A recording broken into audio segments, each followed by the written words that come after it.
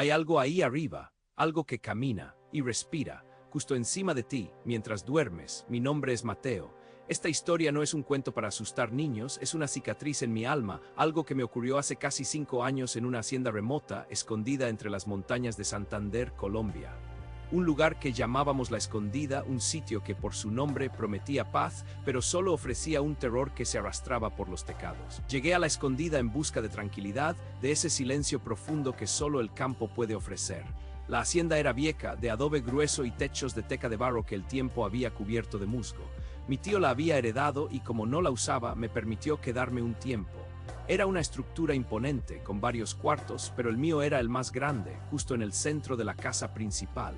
Al principio, los días transcurrían con una lentitud casi poética, el canto de los pájaros al amanecer, el sol filtrándose entre los árboles, la brisa fresca de la montaña. Pero la noche era otra historia. Las primeras veces pensé que era el viento, un viento fuerte que se colaba por las grietas del tecado y arrastraba ramas. Escuchaba un crujido, luego otro, como si algo pesado se moviera despacio sobre las tecas.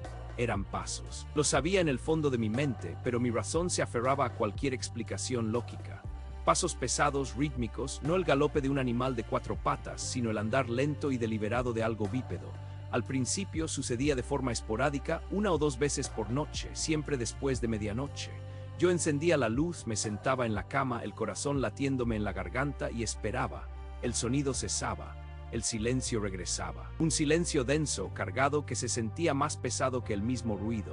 Con el paso de los días, los episodios se hicieron más frecuentes, más audaces. Ya no eran solo pasos. Una noche, justo cuando intentaba conciliar el sueño, los pasos se detuvieron, justo encima de mi cabeza, y entonces lo escuché. Una respiración húmeda, pesada, como la de una bestia fatigada, pero contenida, silenciosa en su agonía. Podía sentir el aire. La vibración a través de las viejas tecas de barro.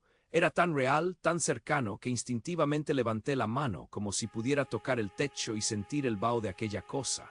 El pánico, una garra fría, me apretó el pecho. Me quedé inmóvil, los ojos bien abiertos en la oscuridad, cada fibra de mi cuerpo tensa. La respiración continuó por lo que parecieron horas, un ritmo lento y desesperado que me impedía respirar a mí también. Al día siguiente, con la luz del sol, el miedo se disipaba un poco, pero no del todo. Había una sombra persistente, una inquietud que me seguía. Hablé con don Alfonso, un viejo campesino que vivía en una casita cercana y ayudaba a cuidar la hacienda. Le conté lo que escuchaba, intentando sonar casual, como si fuera una curiosidad. Don Alfonso me miró con esos ojos viejos y cansados que parecían haber visto demasiado. Su rostro se ensombreció. Es el morador, dijo. Su voz un susurro grave. No es cuento de viejas, patrón Mateo. Es algo de estas montañas, de las cumbres solitarias. Anda por los techos de las casas aisladas, buscando algo, siempre buscando. Dicen que es un alma en pena, un espíritu extraviado que no encuentra el camino de regreso. O tal vez algo mucho peor, pero siempre está ahí arriba observando. Las palabras de don Alfonso no me calmaron. Más bien echaron leña al fuego de mi terror. El morador, un nombre simple pero cargado de un peso ancestral. Ese mismo día, impulsado por una mezcla de miedo y una macabra curiosidad, subí al tecado. No fue fácil, las tecas eran frágiles, el musgo resbaladizo, pero tenía que ver, y lo vi. Entre el musgo y el polvo había marcas. No eran claras como las de un zapato, sino alargadas como huellas de pies desnudos, pero anormalmente largos, delgados y lo más inquietante. Decaban una especie de residuo aceitoso, oscuro, como si la criatura sudara una sustancia grasosa. Eran huellas profundas, como si el peso de esa cosa fuera descomunal. Se extendían por toda la cumbrera del tecado, rodeando el ducto de la chimenea, y se detenían justo encima de mi cuarto. La confirmación, cruda y aterradora, estaba ante mis ojos. No era el viento, no eran animales. Era el morador. Esa noche no pude dormir. Cada crujido de la madera, cada soplo del viento me erizaba la piel. Me quedé sentado, pegado a la pared opuesta a mi cama, con una lámpara de pilas en la mano. Los pasos comenzaron temprano, más agresivos, más impacientes. Se movía con una rapidez inusual, arrastrando algo o arrastrándose a sí mismo por el tecado. El sonido era un rasguño constante, como uñas gigantes raspando la arcilla. La respiración volvió, ahora más fuerte, más errática, como un cadeo ronco. Se detuvo otra vez justo encima de mí, pero esta vez el silencio no duró. Escuché un leve tintineo, como si una de las tecas se hubiera movido o se hubiera agrietado, y luego una sombra. una sombra larga y distorsionada que se proyectaba a través de una pequeña abertura entre las tecas mal ajustadas, justo donde el techo se unía con la pared. No era la sombra de una rama, era la silueta de algo que se estiraba. Y entonces lo vi, un dedo, largo, desproporcionadamente largo y delgado, con una uña seca y quebradiza, se deslizó por la rendica. No era un dedo humano, era pálido, casi gris, y se movía lentamente, tateando, buscando algo dentro de la oscuridad de mi habitación. La criatura estaba ahí, real, y me estaba buscando. Mi sangre se heló, el corazón me subió a la boca se me secó por completo. Mis ojos, fijos en esa extensión de pesadilla, no parpadeaban. El dedo se movía con una lentitud infernal, rozando el interior de la teca, como si el ser tuviera la paciencia de un depredador que sabe que su presa no tiene escape. Me atreví a mirar más arriba hacia la oscuridad densa del tecado, y lo vi, una silueta, grisácea, casi indistinguible del cielo plomizo de la noche. Era inmensamente alta, más alta de lo que cualquier ser humano podría ser. Su cuerpo era delgado hasta la emaciación, con brazos tan largos que parecían descolgarse hasta el suelo si la criatura estuviera de pie. Su cabeza era pequeña, casi insignificante en comparación con su cuerpo desgarbado, pero sus ojos, esos ojos eran lo peor. Dos pozos negros y vacíos que no reflejaban la poca luz de mi linterna, sino que parecían absorberla como si fueran vórtices de oscuridad pura. Sentí que me veían, que me sentían, que mis miedos eran transparentes para ellos. El morador me estaba mirando, y el dedo seguía tateando más cerca, como si la criatura quisiera meterse por el hueco. Me quedé ahí petrificado hasta que el amanecer, tímido y lento, comenzó a pintar el cielo de púrpura. Con la primera luz, la silueta se disolvió en la penumbra y los ruidos cesaron. El dedo se retiró. Me desplomé en el suelo, temblando incontrolablemente, bañado en sudor frío. No podía seguir allí. Al día siguiente, después de empacar mis cosas en un frenesí, busqué a don Alfonso. Le conté todo. Él me escuchó en silencio, asintiendo lentamente. Luego, con una calma que me pareció aterradora, me dijo algo que mi tío le había pedido que guardara en secreto. Mi tío, el dueño de la hacienda, nunca había dormido en la casa principal. Siempre usaba un pequeño cuarto anexo, con un techo de losa de concreto, sólido e impenetrable. Él sabía. Él había vivido con el morador mucho antes que yo y había encontrado su propia forma de protegerse, dejando el terror para los incautos, para aquellos que, como yo, creían en la paz de la noche. La hacienda La Escondida, con su tecado de barro y sus secretos milenarios, permanece abandonada. Nadie ha vuelto a pasar una noche bajo aquel techo. Y yo, cada vez que escucho un crujido en la oscuridad, cada vez que el viento ruge de una manera particular, miro hacia arriba y el recuerdo de esos ojos vacíos y de aquel dedo buscando me hiela la sangre. No te atrevas a mirar al fondo, ni aunque la voz que te llame suene exactamente como la tuya. Mi nombre es Ramiro. Esto ocurrió hace casi una década, en las vastas y olvidadas llanuras de Salta, Argentina, donde el sol quema la tierra sin piedad y las leyendas se entrelazan con la realidad de una manera inquietante. Yo trabajaba instalando internet en zonas rurales, una labor que me llevaba a los rincones más remotos y silenciosos de la provincia. Mi ayudante Ezequiel, un muchacho joven y algo impresionable, siempre me acompañaba. Aquel encargo era peculiar. Una antigua estancia, la estancia Los Cardones, que había permanecido abandonada por más de 10 años, necesitaba un servicio de red. La gente del pueblo cercano, Finca Las Cañas, hablaba de ella con un respeto teñido de miedo. Decían que el último dueño, el coronel Valdemar Mendoza, se había ido de repente sin vender la propiedad, como si huyera de algo invisible y terrible. El camino hasta Los Cardones era un desierto de tierra y piedras, un serpenteante hilo rojizo bajo un cielo implacable. El vehículo levantaba una nube de polvo que nos seguía como un fantasma persistente. Cuando finalmente llegamos, la estancia se alzaba como una silueta espectral contra el sol poniente. El portón de hierro forjado estaba medio abierto, chirriando con cada ráfaga de viento seco que barría el lugar. Los cardones gigantes, centinelas espinosos, se erguían por doquier, proyectando sombras alargadas y amenazantes. La casa principal era una mole desolada, con ventanas rotas que parecían cuencas vacías. Los techos, en algunas partes, se habían derrumbado, revelando el esqueleto de madera carcomida. No había rastro de vida, solo el zumbido de los insectos y el siseo del viento que se colaba por cada rendica. La sensación de aislamiento era total, opresiva. Era un silencio que no era ausencia de ruido, sino una presencia que te envolvía, te observaba. Comenzamos a revisar la propiedad, buscando el punto más alto para instalar la antena. Mientras Ezequiel trepaba por el oxidado tanque de agua, yo exploraba los alrededores de la casa. Fue entonces cuando la vi. En un patio trasero cubierto de maleza, casi oculta, había una losa de hormigón, pero no era una losa cualquiera. Era inmensa, de un color grisáceo que destacaba extrañamente contra la tierra rojiza. Y lo más perturbador, estaba reforzada con barras de hierro gruesísimas, como rieles de tren viejos, incrustadas en el cemento y aseguradas con piedras pesadas y oxidadas cadenas que se habían fusionado con el tiempo. Aquello no había sido construido para cubrir algo, sino para sellarlo, para mantenerlo encerrado con una fuerza desproporcionada. La curiosidad, esa maldita curiosidad humana nos picó. Ezequiel bajó del tanque, sus ojos fijos en la losa, la misma extraña fascinación reflejada en su rostro. «Ramiro, ¿qué crees que hay ahí abajo?», preguntó, su voz apenas un susurro. «No lo sé, Ezequiel, pero lo que sea no querían que saliera». Empezamos a limpiar la maleza alrededor de la losa, el sol aún alto quemándonos la piel. Las cadenas estaban rotas en varios puntos o simplemente se habían corroído hasta desaparecer. Con unas barras que encontramos en un galpón cercano intentamos mover una de las esquinas. El esfuerzo era colosal, la losa debía pesar toneladas, pero poco a poco, centímetro a centímetro, logramos abrir una pequeña, apenas perceptible fisura. Un espacio minúsculo, lo suficiente para asomar la cabeza. Un olor nauseabundo escapó de la abertura. Era un aroma metálico pesado, una mezcla entre óxido viejo y sangre seca, mezclado con un almizcle pútrido y un frío húmedo que no correspondía al aire ardiente del exterior. La oscuridad que se tragaba la luz era absoluta, una negrura tan densa que parecía palpable. Bajé la mirada por la fisura, pero no vi nada, solo el abismo. No se escuchaba ningún eco. A pesar de que la abertura revelaba una boca gigantesca, un pozo insondable. Mientras yo intentaba meter mi linterna para ver algo, Ezequiel se acercó más, su rostro pálido por el hedor. «Ramiro, ¿me llamaste?». Su voz era vaca, apenas audible. Lo miré extrañado. «No, Ezequiel, no he dicho nada». Él frunció el ceño, sus ojos buscando en la oscuridad del pozo. «Juraría que escuché mi nombre, desde abajo, una voz como la tuya, pero muy lejana». Un escalofrío me recorrió la espalda a pesar del calor sofocante. La idea era absurda.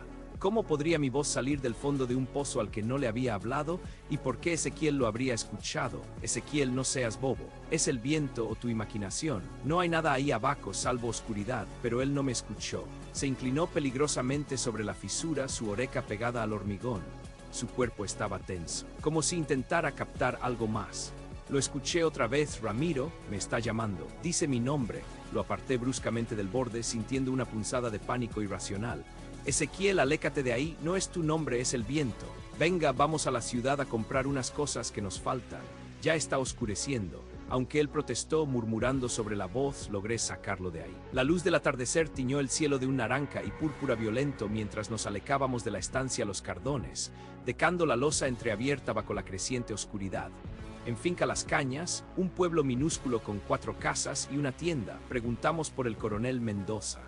El dueño de la tienda, un anciano de rostro curtido y ojos profundos llamado Don Pedro, nos miró con una expresión grave cuando mencionamos Los Cardones. «La estancia de los Mendoza, no deberían andar por ahí, muchachos. Ese lugar está maldito, o peor». Sentí un nudo en el estómago. «Don Pedro, necesitamos instalar internet. Vimos una losa extraña en el patio, sellada con cadenas. ¿Sabe qué podría ser?». Los ojos de Don Pedro se clavaron en mí. Su voz se hizo un susurro áspero, como hojas secas arrastradas por el viento. «Esa losa es la cisterna». Pero no era una cisterna de agua, no al final. El coronel Mendoza la hizo sellar con esa fuerza, muchachos, porque ahí dentro vive algo.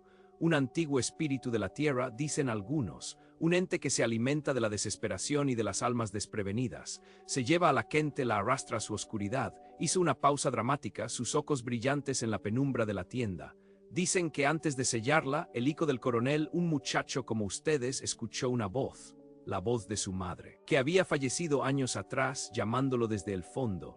Él se asomó creyendo que era un milagro, un mensaje, y la cisterna lo caló hacia abajo a la oscuridad. Nunca más lo vieron. El coronel Mendoza mandó construir esa losa y sellarla con todo lo que pudo encontrar.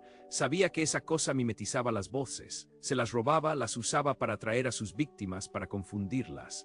El aire de la tienda se sintió denso, pesado. Las palabras de Don Pedro resonaron en mi cabeza, una alarma silenciosa. Ezequiel estaba pálido, sus ojos fijos en el suelo. La historia de Don Pedro le había helado la sangre, especialmente después de lo que había escuchado esa misma tarde. No era el viento, era la voz, mi voz. Decidimos que no podíamos dejar la losa abierta. La mañana siguiente, a pesar de la inquietud que nos carcomía, regresamos a la estancia Los Cardones. El sol apenas despuntaba, tiñendo el horizonte de grises y azules fríos. El aire era gélido, punzante. Al llegar al patio trasero, la visión nos golpeó como un puñetazo en el pecho. La losa de hormigón estaba completamente abierta. No una fisura, sino removida, como si una fuerza invisible la hubiera levantado y empujado a un lado. Los hierros retorcidos sobresalían del suelo y el enorme agujero negro de la cisterna bostezaba hacia nosotros. Un escalofrío me recorrió de pies a cabeza, más frío que el aire de la mañana. Me acerqué al borde con el corazón latiéndome a 1000 por hora, la linterna en mano. Intenté mirar el fondo, pero la luz se perdía en la inmensidad, tragada por la oscuridad impenetrable. En ese instante una voz me llamó. «Ramiro, ayúdame». Era la voz de Ezequiel, clara, desesperada, viniendo del fondo de la cisterna. Mi sangre se heló. Ezequiel estaba a mi lado. Paralizado por el terror, sus ojos abiertos de par en par. La voz lo había llamado por mi nombre, justo como la historia de Don Pedro. Pero si él estaba aquí conmigo, giré la cabeza hacia Ezequiel, que apenas podía respirar.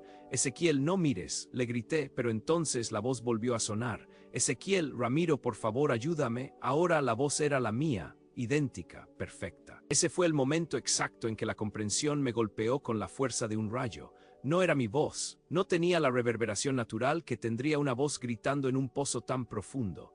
Era plana, perfecta, como si saliera justo detrás de mí, aunque provenía del abismo. No me estaba llamando por el nombre de Ezequiel. Estaba imitando mi propia voz, usando mi identidad vocal para atraerme. Y ya había aprendido a imitar la de Ezequiel también. El terror puro me invadió, un miedo primario y gutural. Agarré a Ezequiel del brazo con una fuerza que no sabía que tenía. «Corre, corre, Coder», le grité, tirando de él con todas mis fuerzas, y empezamos a correr, dejando atrás el pozo abierto, la estancia abandonada, el silencio que ya no era silencio. Mientras nuestros pies tropezaban con la tierra irregular, un sonido nos alcanzó. Un ruido sordo, viscoso, como algo grande arrastrándose sobre el hormigón mocado. Miré hacia atrás por un instante. Una masa oscura y amorfa, vagamente humanoide, se alzaba lentamente del borde de la cisterna, su silueta distorsionada contra el tenue amanecer. No tenía ojos ni rostro aparente, solo una forma que se retorcía, extendiéndose hacia nosotros. Corrimos como nunca antes habíamos corrido, sin mirar atrás, sin aliento. El motor de la camioneta arrancó con un rugido que nunca sonó tan dulce. No nos detuvimos hasta que llegamos a Finca Las Cañas, el sol ya alto, pero la sombra de lo que habíamos visto pegada a nuestra alma. Nunca más volvimos a la estancia Los Cardones. Después de lo que contamos en el pueblo, las autoridades, influenciadas por los viejos del lugar, decidieron actuar. Trajeron camiones y toneladas de hormigón. Rellenaron la cisterna por completo. Más de 50 camiones de cemento puro fueron vertidos en aquel abismo. La losa fue puesta de nuevo en su lugar, con más refuerzos aún. Pero Don Pedro nos contó tiempo después que a veces, cuando el viento sopla de cierta manera o cuando la noche es especialmente silenciosa, aún se escuchan sonidos. Dicen que de las profundidades de la tierra, bajo la inmensa capa de concreto, se pueden oír voces lejanas, susurros de lamentos y a veces una especie de canto, como si las almas atrapadas intentaran salir o como si la cosa que vivía abajo, ahora encerrada para siempre, estuviera aprendiendo nuevas canciones. Canciones que algún día, quizás, usará para llamarnos de nuevo. No abras la puerta. No importa lo que suplique esa voz, no importa lo que imite. Nunca. Mi nombre es Alejandro. La historia que voy a contar sucedió hace unos 5 años, en una finca remota en el corazón de un valle olvidado en la precordillera de los Andes chilenos, a muchas horas de cualquier ciudad grande, donde el eco de la civilización se perdía entre las cumbres nevadas. Había huido del asfalto incesante, del ruido perpetuo de Santiago, buscando la promesa de silencio absoluto y un aire tan puro que doliera al respirarlo. Quería paz, un refugio para mi alma cansada, desgastada por la vida citadina. Encontré esa finca vieja, de paredes de madera oscura y tecas de zinc, casi tragada por la vegetación exuberante y el tiempo. Un lugar donde el único sonido perceptible era el susurro eterno del viento entre los cipreses añosos y el murmullo lejano de un río que serpenteaba por el cañón. Me mudé allí con Max, mi labrador negro, un compañero leal y mi única compañía en aquel vasto y sobrecogedor aislamiento. Los primeros días fueron idílicos, una burbuja de tranquilidad que nunca antes había conocido. Despertaba con la primera luz. El aroma a tierra húmeda mezclado con el dulzor de las flores silvestres y el canto alegre y diverso de los pájaros que habitaban el bosque. Las mañanas las pasaba explorando los senderos, reparando las pequeñas averías de la casa o simplemente observando las nubes pasar, sintiendo el peso de la rutina desvanecerse. Max correteaba feliz, sus patas chapoteando en los arroyos, su cola moviéndose en un ritmo constante de alegría inocente.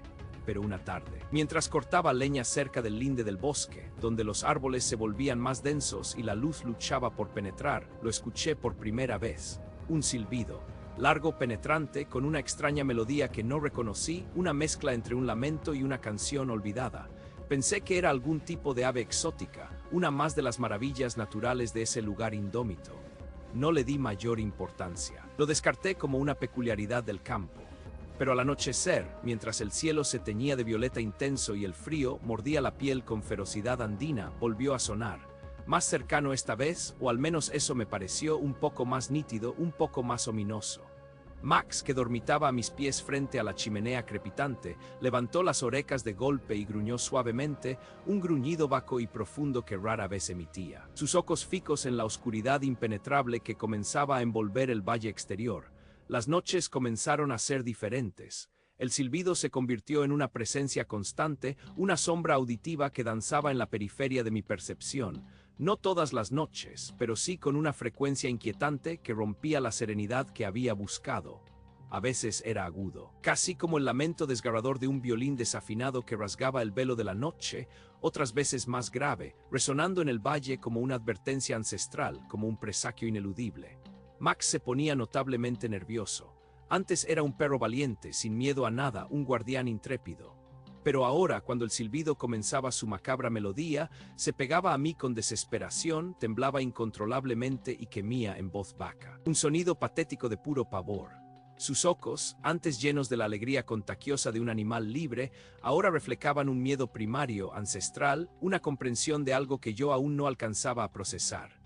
Intenté buscar el origen, caminé por la finca durante el día, exploré los rincones más remotos, pero nunca encontré nada, ni un rastro de un animal o de un ser humano, ni una explicación lógica que pudiera callar mi creciente inquietud. La soledad, que al principio me había parecido una bendición, se transformó lentamente en un arma de doble filo. Lo que antes era paz ahora era aislamiento absoluto, un escenario perfecto para que la paranoia se anidara y floreciera en mi mente. Un martes cualquiera, la despensa vacía me obligó a vacar al pequeño poblado del silencio, a unas 2 horas a caballo por caminos de tierra polvorientos para reabastecerme. La única tienda del lugar era un mostrador polvoriento y rústico, con estantes apenas surtidos, atendido por don Rafael, un anciano de rostro curtido por el sol implacable y los años incontables de vida en la cordillera. Mientras me pesaba el azúcar en una balanza antigua, le pregunté, casi por curiosidad, en un intento de sonar despreocupado, sobre el silbido nocturno que había estado escuchando. Su expresión cambió de inmediato. Sus ojos, antes adormilados, se hicieron pequeños, penetrantes como ascuas. Dejó caer la pala de azúcar con un ruido seco sobre el mostrador de madera gastada. Se inclinó hacia mí, su voz un susurro ronco, apenas audible, pero cargado de un peso que me heló el alma. Muchacho, me dijo, ese es el silbón. Ese es el silbón del valle. Aquí lo conocemos bien. De generación en generación. Si lo oyes lejos, si el silbido es alto y estridente, aún estás a salvo. Está buscando, está de ronda, pero si el silbido baja, si se vuelve suave, casi un murmullo apenas perceptible, entonces lo tienes cerca, pegado a ti, a tu ventana, a la pared de tu habitación, y si lo oyes bajo, reza todo lo que sepas, nunca le abras la puerta, nunca, no importa lo que oigas, no importa lo que diga, lo que suplique. No es humano, las palabras de don Rafael se me clavaron en el pecho como estacas heladas, susurrando escalofríos por mi espalda. Aquella tarde regresé a la finca con una carga más pesada que la de mis provisiones, con el miedo, un miedo frío, tangible, que se me metía por los huesos, que me apretaba el estómago. Los días siguientes fueron una tortura silenciosa, una agonía constante de expectativa. Cada atardecer, cada sombra alargada proyectada por los árboles, se sentía como una amenaza inminente, una mano invisible que se cerraba sobre mí.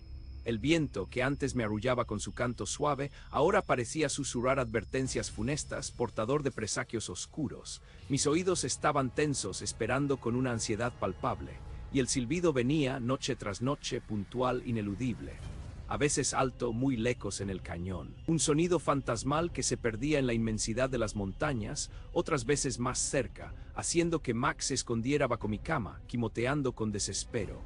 Yo me encerraba con la caída del sol, verificaba las cerraduras una y otra vez, clavaba las ventanas con tablas viejas, aunque sabía en el fondo que de poco servirían contra lo que don Rafael había descrito. La fina madera de la cabaña, que antes me protegía con su solidez, ahora se sentía frágil, vulnerable, una cáscara vacía, una prisión endeble frente a lo que acechaba en la oscuridad exterior. Dormir se convirtió en un lujo inalcanzable, mis noches eran una vigilia constante, esperando el momento en que el silbido bajaría de volumen. Una noche, el cielo se desplomó sobre la cordillera. Una tormenta andina de esas que te hacen sentir minúsculo e insignificante ante la furia descomunal de la naturaleza desatada. El viento aullaba como una bestia herida, su voz ronca y salvaje se colaba por las rendijas de la vieja finca, la lluvia golpeaba el techo de zinc con una violencia ensordecedora, creando una sinfonía caótica de agua y viento. Los relámpagos iluminaban el valle en flashes intermitentes, revelando por segundos la silueta retorcida de los árboles, como manos esqueléticas alzadas al cielo, y la oscuridad absoluta que me rodeaba. Una oscuridad que parecía querer engullirme por completo. Max, petrificado, estaba acurrucado bajo mi cama, su cuerpo temblaba sin control, su respiración era agitada y superficial, un cadeo constante de terror. Yo intentaba leer un libro, forzando la vista bajo la luz amarillenta y temblorosa de la lámpara de parafina, pero cada trueno me hacía saltar, cada golpe de viento me hacía encogerme. Y entonces, por encima del fragor apocalíptico de la tormenta, lo escuché, el silbido. Era alto al principio, un lamento estridente que parecía venir de las cumbres más altas de la cordillera, de los picos nevados que arañaban las nubes. Era el sonido de la caza, de una búsqueda incesante, tal como don Rafael había descrito. Me aferré a ese pensamiento, a la esperanza de que estuviera lejos, que no fuera para mí. Pero la tormenta crecía en intensidad y con ella una sensación gélida de que algo no andaba bien, de que la balanza se inclinaba hacia un abismo de terror. De repente el silbido se detuvo abruptamente. Un silencio. No el silencio apacible de la paz rural, sino uno denso, asfixiante, que parecía absorber el sonido de la lluvia, del viento, incluso el latido desbocado de mi propio corazón. La lámpara parpadeó amenazando con apagarse y dejarme en la oscuridad total. Y luego vino Baco. Tan vaco que al principio pensé que era mi imaginación, una alucinación inducida por el miedo. Un susurro silbante íntimo que se pegó a la pared exterior de mi habitación, justo al lado de mi oído. Un silbido casi inaudible, pero cuya cercanía me congeló la sangre en las venas. Estaba allí, pegado a la casa. Max dejó escapar un gemido ahogado y se encogió aún más bajo la cama, convirtiéndose en una bola de miedo. Mis ojos estaban fijos en la puerta de madera, en la cerradura vieja que parecía tan patética ahora. Respiré con dificultad, cada aliento era un esfuerzo doloroso que sentía quemar mis pulmones. Entonces escuché el primer sonido, un raspado, lento, deliberado, como uñas largas y afiladas arañando la madera vieja de la pared.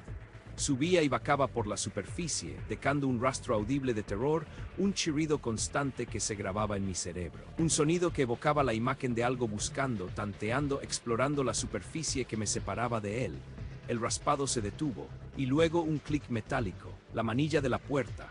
Alguien o algo la estaba girando, lentamente, una vez, dos veces. Escuché el leve roce del metal, la fricción interna del mecanismo antiguo. No se abrió, había puesto la tranca de metal grueso, pero el intento, esa deliberación consciente, me petrificó hasta la médula. Después el silencio, otra vez, corto, brutal, y luego pasos sobre el techo. Pesados pero extrañamente ligeros, como si algo delgado, huesudo caminara sobre las tecas de zinc, raspando contra ellas.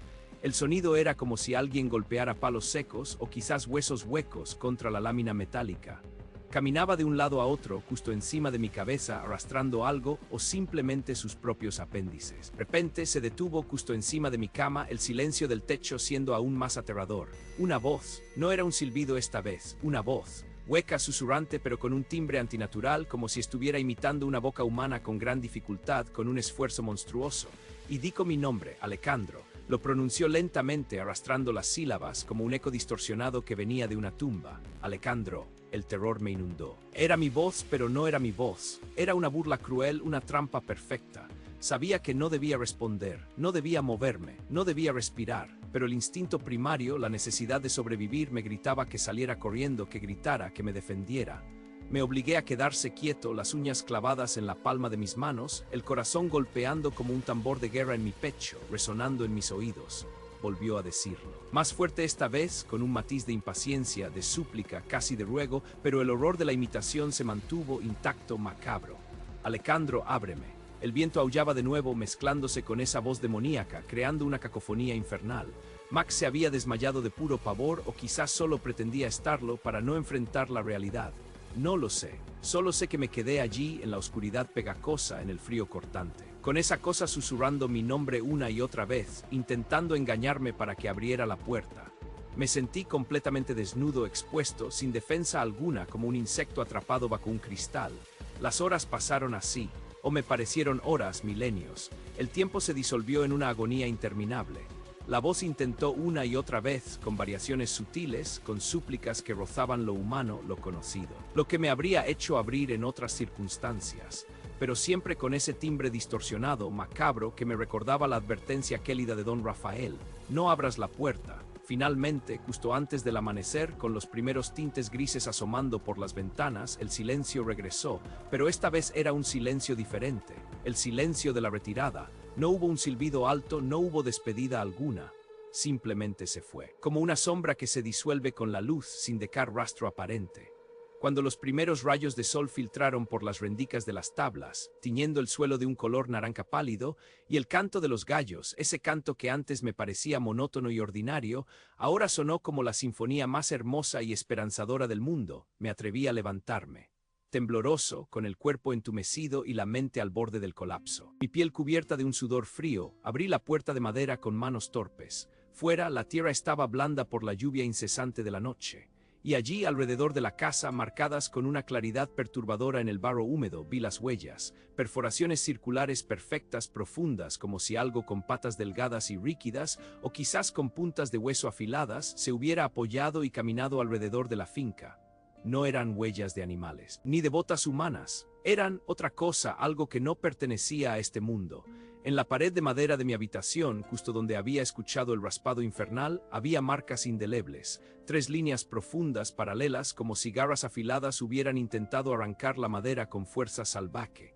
Y en la manilla de la puerta se veían rasguños, pequeños pero inconfundibles, donde algo había intentado forzarla. En el techo. No había huellas claras, pero las tecas de zinc estaban levemente desplazadas, algunas rotas en sus bordes, como si algo pesado pero desequilibrado hubiera caminado sobre ellas con una fuerza descomunal y un paso errático. En ese instante supe que no podía quedarme ni un minuto más en ese lugar maldito. No empaqué nada más allá de lo esencial. A Max, que seguía catatónico, lo cargué en el asiento del copiloto de mi camioneta, su cuerpo inerte en mis brazos. En las pocas horas que me tomó cargar la camioneta con el equipaje mínimo, sentí una prisa irracional, una necesidad desesperada de escapar que me quemaba el alma, me impulsaba a huir. Arrancó el motor con un rugido que me pareció ensordecedor. La finca, tan prometedora al principio, ahora se alzaba ante mí como una tumba abierta, un monumento ominoso a mi ingenuidad y mi ignorancia. Conduje sin mirar atrás ni una sola vez, sin una sola parada, hasta que el valle quedó tan lejos que se convirtió en una mancha borrosa en el espejo retrovisor, una pesadilla desvaneciéndose en el horizonte. Nunca volví, nunca he vuelto a escuchar un silbido de esa forma.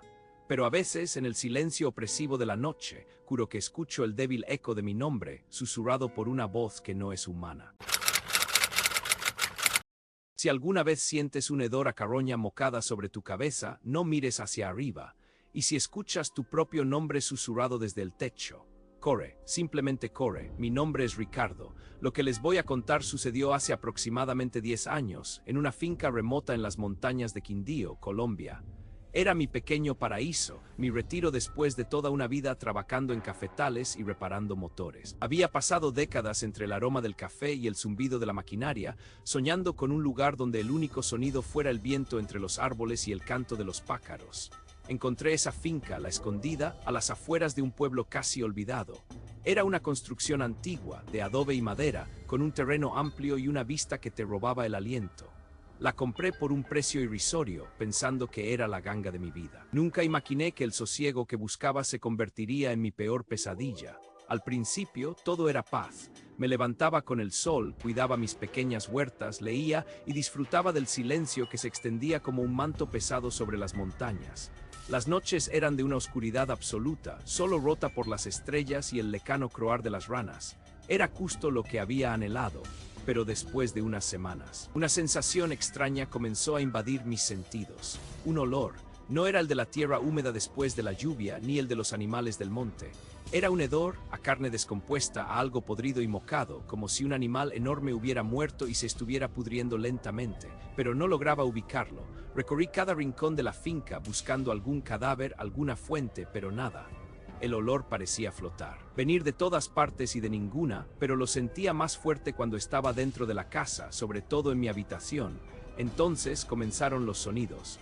Al principio pensé que eran ratones o quizás una zarigüeya que se había metido en el altillo. Eran pasos, pesados, arrastrados, como si algo grande y torpe se moviera por encima del techo, justo sobre mi cabeza mientras intentaba dormir. No eran los pasos ligeros de un roedor. Era un arrastrar lento, rítmico, que resonaba en la madera vieja del techo y se metía en mis huesos. El sonido se repetía noche tras noche, siempre a la misma hora, poco después de que las luces se apagaran. La quietud de la noche se transformaba en una espera tensa, mi corazón latiendo en el pecho, mis oídos aguzados, tratando de descifrar la naturaleza de ese movimiento antinatural. La paranoia se instaló. Empecé a sentirme observado, como si esa cosa, sea lo que fuera, supiera exactamente dónde estaba yo. Una mañana, harto del misterio y con el hedor cada vez más insoportable, decidí investigar el altillo. Subí la escalera de madera chirriante, la linterna en mano, la boca seca por la ansiedad. El aire arriba era denso, caliente, cargado con el mismo olor repugnante que me había estado persiguiendo. La luz de la linterna danzó sobre el polvo y las telarañas. Y entonces los vi. Rastros, unas marcas profundas en el polvo que cubría las tablas del suelo del altillo, como si algo se hubiera arrastrado pesadamente. Eran como surcos de unos 60 centímetros de ancho que recorrían la longitud del techo, y lo que me heló la sangre en una de las viejas vigas de madera había marcas de garras. Eran profundas, dejando astillas levantadas, pero no había huellas, ni de patas, ni de manos, nada que indicara cómo se movía esa cosa. Solo los arrastres y las garras. Me quedé allí, paralizado, con la linterna temblándole en la mano, un escalofrío que me subía desde los pies hasta la nuca. Aquello no era un animal común. Aquello era algo diferente, algo monstruoso. Bajé del altillo tan rápido como pude, el miedo golpeándome el estómago. Empecé a preguntar entre los pocos vecinos que tenía en el pueblo. Quería saber si conocían algo sobre la finca, sobre el antiguo dueño. Me contaron que el viejo Luis había vendido la propiedad a mitad de precio hacía unos años, después de que su esposa, doña Elena, se enloqueciera. Me dijeron que ella había comenzado a escuchar voces en el techo. Voces que la llamaban, que la burlaban, que se reían de ella. Al final se pasaba el día sentada, mirando al vacío, murmurando incoherencias sobre la cosa del techo. Luis no pudo más y se la llevó a la ciudad, vendiendo la finca a cualquiera que la quisiera, solo para huir de ese lugar maldito. Las palabras del viejo Luis me resonaron como un eco ominoso. El miedo a perder la razón, a que la misma locura que había consumido a doña Elena me atrapara a mí también, se convirtió en una carga aún más pesada que el propio miedo a la criatura. Las noches se volvieron una tortura. El olor se intensificó hasta el punto de que parecía penetrar mis fosas nasales incluso cuando no estaba en casa. Los arrastres sobre mi habitación se hicieron más fuertes, más agresivos. A veces escuchaba como si algo raspara con sus garras las tablas justo encima de mi cama. Mi sueño era ligero, fragmentado, lleno de pesadillas. Siempre me despertaba con el corazón martilleando, convencido de que la criatura estaba a punto de irrumpir. Había días en que la sola idea de la noche me provocaba un terror gélido. La culminación llegó un Viernes Santo. Durante la Semana Mayor, una tormenta tropical se desató con una furia inusitada. El viento aullaba como un lamento enloquecido, sacudiendo los árboles y golpeando la casa con fuerza. Los truenos retumbaban con una violencia brutal y la lluvia caía en torrentes, golpeando el techo de lámina con una cadencia ensordecedora. La electricidad se fue, sumiendo la finca en una oscuridad total, interrumpida por los relámpagos que iluminaban brevemente la ventana, revelando siluetas fantasmales de los árboles. Estaba solo, con una vela parpadeante como única compañía, tratando de leer para distraerme del terror que ya se había aferrado a mí. De pronto, por encima del estruendo de la tormenta, escuché un crujido. No era el crujido normal de la madera vieja cediendo al viento. Era un crujido seco, un sonido de madera que se partía. luego. Un desgarramiento, un golpe sordo. Miré hacia el techo, con los ojos bien abiertos en la penumbra. Otro golpe, más fuerte, y luego un ruido como si algo pesado cayera. Una nube de polvo y escombros se desprendió del techo, justo en el centro de mi habitación, y un agujero oscuro y regular se abrió en la madera podrida. Mi corazón dejó de latir por un segundo. No pude ver bien al principio, solo la oscuridad de la abertura, pero el olor. El olor a carne mocada, a humedad pútrida, se precipitó sobre mí con una fuerza abrumadora, haciéndome toser. Y entonces de la negrura del agujero comenzó a descender algo. Era una masa grisácea, flácida, que se retorcía lentamente. Parecía no tener huesos, solo una especie de tejido blando, como si fuera una piel rugosa y asquerosa que se desplegaba. Medía al menos 2,5 metros de largo, pero se movía de una forma que desafiaba cualquier comprensión, como una babosa gigantesca y horriblemente viva. No tenía forma definida, solo esa piel rugosa y cenicienta que se arrastraba, chorreando algo oscuro que caía al suelo con un chasquido nauseabundo. Era una cosa sin ojos discernibles, sin boca visible, solo una presencia informe que emanaba malicia. El terror me inmovilizó. Mi mente gritaba que corriera, que gritara. Pero mi cuerpo estaba clavado al suelo, observando con horror cómo esa criatura se desprendía del techo. Finalmente, un instinto primario de supervivencia se apoderó de mí. Me lancé bajo mi cama, apretándome contra el suelo, el polvo en la boca, las manos tapándome los oídos, aunque sabía que era inútil. Quería desaparecer, convertirme en nada, para que esa cosa no me viera, no me sintiera.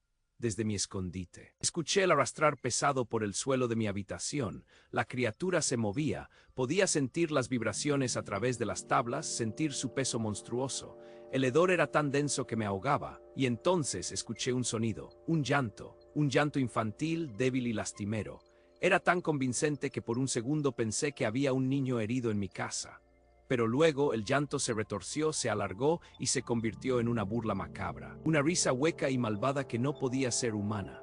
La risa se movía ahora en la sala, ahora en el pasillo, resonando en la casa vacía, haciendo eco en cada rincón oscuro. Mi respiración era rápida, entrecortada. El sudor frío me empapaba. Y luego escuché mi nombre, Ricardo, mi propia voz, clara pero distorsionada, como si saliera de una garganta rota, susurrando con una frialdad antinatural. Sal, Ricardo, sal, ven aquí.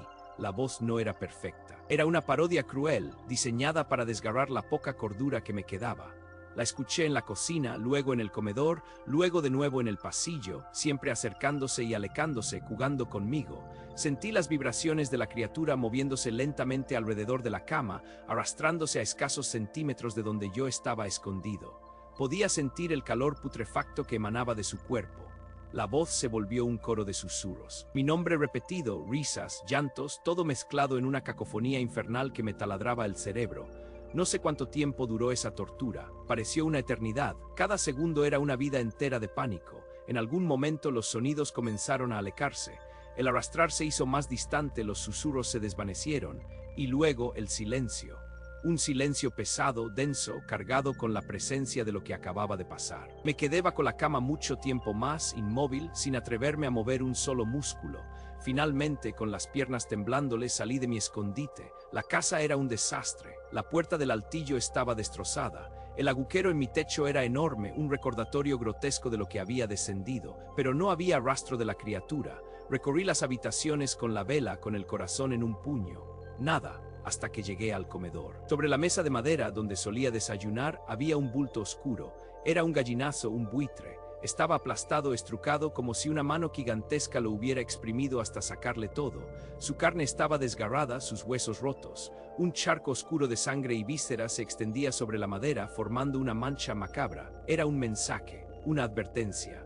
Esa misma mañana, tan pronto como la luz del sol asomó por el horizonte, empaqué lo esencial y abandoné la finca a la escondida para siempre. No miré atrás. En los días siguientes, contacté a un agente inmobiliario y vendí la propiedad por la mitad de lo que me había costado, sin importarme la pérdida. No di explicaciones, solo dije que ya no me sentía cómodo allí. Me mudé a un apartamento en la ciudad, en un piso alto. Desde entonces, nunca más he vuelto a vivir en una casa con acceso a un techo o a un altillo. El simple pensamiento de tener algo acechando sobre mi cabeza me provoca un pánico incontrolable. A veces, en las noches más silenciosas, creo que sigo sintiendo el hedor a carroña mocada y me parece escuchar un arrastrar lejano. Sé que no estoy loco. Sé lo que vi, y sé que esa cosa, ese horror informe del techo, sigue allí esperando a su próxima víctima. Lo que vi aquella mañana no fue de este mundo. Nada de lo que conocemos podría haber hecho eso, absolutamente nada. Mi nombre es Ramiro, nací y crecí en la vasta soledad de los valles calchaquíes en la provincia de Salta, Argentina. Mis raíces están clavadas en esta tierra árida y hermosa, entre los cardones y el viento que silba historias antiguas. Fue hace poco más de un año, a principios de la estación seca, cuando el sol castigaba la tierra sin piedad, que mi vida cambió para siempre. La cicatriz no está en mi piel, sino en mi alma, una herida abierta que me consume día tras día. Siempre fui un hombre de campo, de trabajo duro y de pocas palabras, un hombre que creía en lo que veía, en lo tangible. Supersticiones, cuentos de viejas, leyendas del duende o de la Pachamama, las respetaba pero no me quitaban el sueño. Hasta que el velo se rasgó frente a mis ojos, en mi propia estancia, en mi propia tierra. Esa mañana de un martes, el sol ya picaba fuerte cuando monté a Fogonero, mi viejo caballo criollo, para revisar el ganado en el potrero más alejado.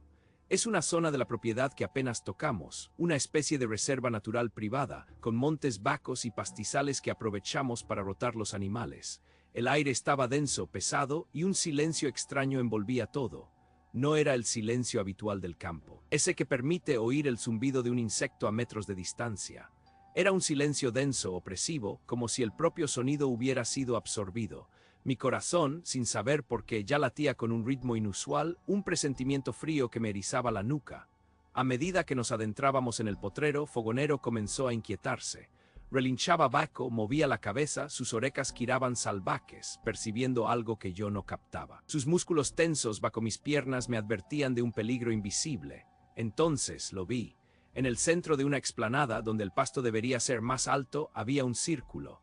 Un círculo perfecto antinatural formado por 16 de mis novillos, mis jóvenes toros de la raza Braford, aquellos por los que tanto me esforcé. Bajé del caballo con una lentitud que no me era propia, sintiendo cada músculo de mi cuerpo pesado como plomo. El aire alrededor del círculo era diferente. No olía a muerte, no olía a descomposición, lo cual ya era perturbador. Los animales estaban ahí inmóviles como estatuas de carne y hueso, sus cabezas orientadas hacia el centro del círculo, en una formación que desafiaba toda lógica. Parecía un ritual antiguo, una ofrenda macabra de una inteligencia incomprensible. Mis manos temblaban mientras me acercaba.